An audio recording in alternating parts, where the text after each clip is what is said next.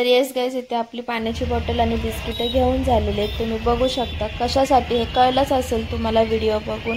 तर येस, पुण्यामध्ये संगमवाडीच्या इथे पालखी आलेली ज्ञानेश्वर माऊलींची। तर आमच्या ह्याच्याने स्वइच्छेने जेवढं होईल तेवढी आम्ही वाटप करायचं ठरवलं। तर त्याच्यामुळे आम्ही बिस्किट आणि पाण्याची बॉटल घेतलेली आहे। आणि येस गाइस, तुम्ही सुद्धा हे असं करू शकता, तुम्हीही करा। त्याच्यामुळे आता हे वारकरी लोक बिचारे किती दिवस चालतात, हे करतात, त्याच्यासाठी आपल्याने जे होईल आपल्या ह्याच्याप्रमाणे तुम्ही नक्कीच काही ना काहीतरी वाटप करा। सो आम्ही तेही केलं आणि खूप छान छान इथे बघू शकता मूर्ती तुम्ही विठ्ठल आणि रखुमाईची छान अशी आहे।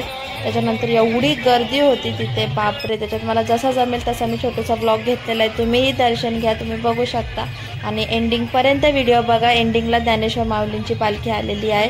ते तुम्ही प्रॉपर व्हिडिओ मी घेतलेला आहे, तर तुम्ही शेवटपर्यंत नक्की व्हिडिओ बघा। आणि येस गाइस, कोण कोण पंढरपूरला गेलं हेही नक्की कमेंट करून सांगा। सो आता इथे आम्ही पाण्याची बॉटल आणि बिस्किट वगैरे गाडीतून काढून ठेवलेलं आहे। सो आता आपण हे वाटप वगैरे करून घेऊया।